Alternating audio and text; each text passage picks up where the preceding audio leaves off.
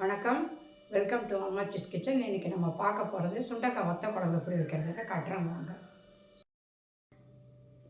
சுண்டக்காய் வத்தல் குழம்பு வைக்க முதல் சுண்டக்காய் எடுத்துக்கலாங்க. கடுகு, உளுத்தம்பருப்பு, மஞ்சத்தூள், வெந்தயம், மிளகாத்தூள், சாம்பார் பொடி, ஒரு தக்காளி போட்டால் போதுங்க. எண்ணெய், கொஞ்சம் வெல்லம், இப்போ சின்ன வெங்காயம் வந்து முழுசாக உரித்து போட்டுக்கலாம், பூண்டு, உப்பு. இது ஒரு பொடி. இந்த பொடி எப்படி அரைக்கணும்னு கடைசியில் சொல்கிறேன். புளி ஊற வச்சுருக்கோம், அதை நல்லா கெட்டியாக கரைச்சி வச்சுக்கணும். இப்போ எப்படி செய்கிறதுங்கிறத காட்டுறேன். மிக்சியில் இப்போ தேங்காய் போட்டிருக்கோம், அப்புறம் தக்காளியை வந்து 1-2 எல்லாம் அரைக்க போகிறோம், அதனால நல்லா மசிஞ்சிரும். இதுலேயே சாம்பார் பொடியும் போட்டுக்கலாம். சாம்பார் பொடி, மிளகாத்தூள். இது மிளகாத்தூள் 1 ஸ்பூன் போட்டிருக்கேன்.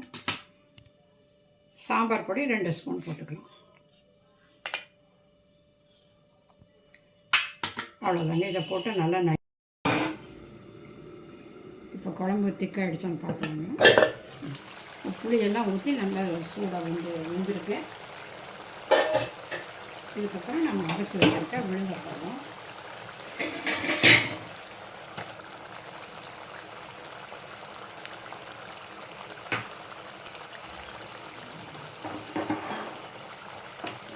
அப்புறம் கல் உப்பு போகிறோம், ஒரு 2 போட்டால் போதும். பார்த்துட்டு அப்புறம் போட்டுக்கலாம்.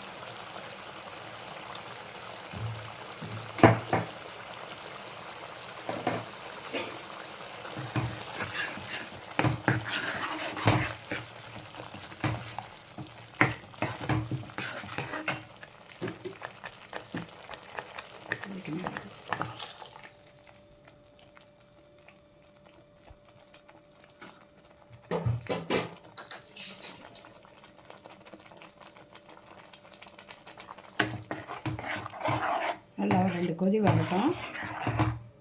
திருப்பி மூடி வைக்கலாம் ஒரு 5 நிமிஷம்.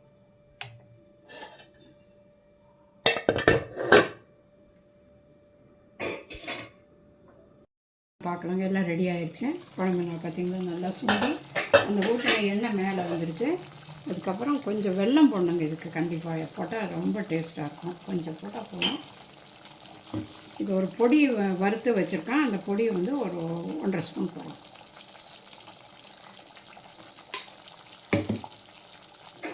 இந்த பொடி எப்படி தயாரித்து நம்ம வீட்டில் வச்சுக்கிறதுன்னு சொல்கிறேன். எப்போ வேணாலும் எது போட்டுக்கலாம், நமக்கு தேவைப்படும் போதெல்லாம் போட்டுக்கலாம். சுமார் 2 கதி வந்தாலும் நிறுத்த வேண்டியது. இந்த பொடி வீட்டிலேயே எப்படி தயார் பண்ணுறதுன்னு எப்படி பண்ணணுங்கிறத சொல்கிறேன். கொத்தமல்லி, வர கொத்தமல்லி இருக்கு இல்லைங்களா, அது வந்து ஒரு 150 கிராம் எடுத்துங்க.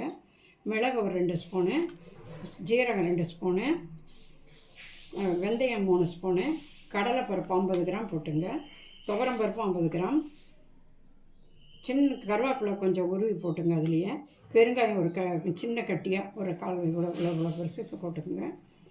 தேங்காய் ஒரு 1/2 மூடி. எல்லாத்தையும் செவக்க வறுத்து தனித்தனியாக வறுத்து எல்லாம் அரைச்சி ரெடியாக வச்சுக்கிட்டா எப்போ வேணாலும் நம்ம செஞ்சுக்கலாம். சுவையான வத்த குழம்பு ரெடியாக இருக்குங்க. சமைச்சு சாப்பிட்டு பார்த்துட்டு எல்லாம் எப்படி இருக்குன்னு சப்ஸ்கிரைப் பண்ணுங்கள். நன்றி, வணக்கம்.